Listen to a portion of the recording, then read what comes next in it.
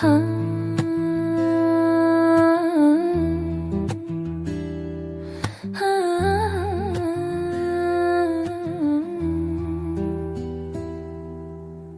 Gecenin derinliğinde sessiz kalan sensen, küçeler adını fısılda yine.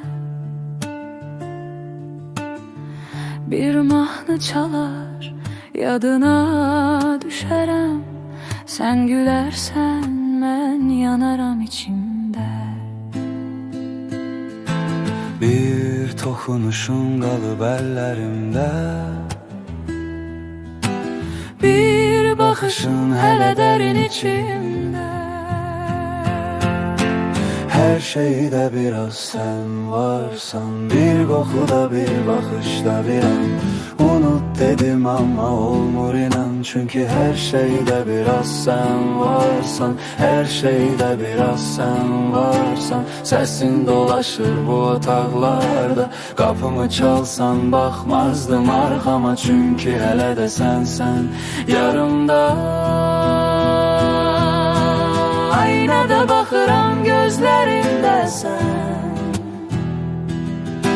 zaman keçir ama eyni məkan.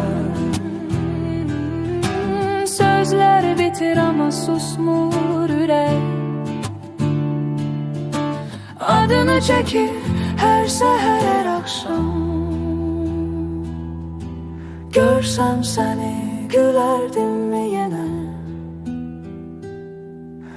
yoksa susardım köhne bir filmde.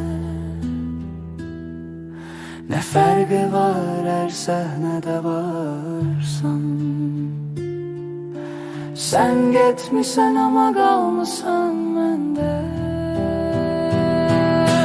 Bir melodi kimi dönür aklımda,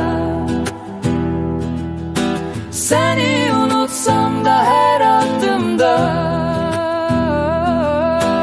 Her şeyde biraz sen varsan, her şeyde biraz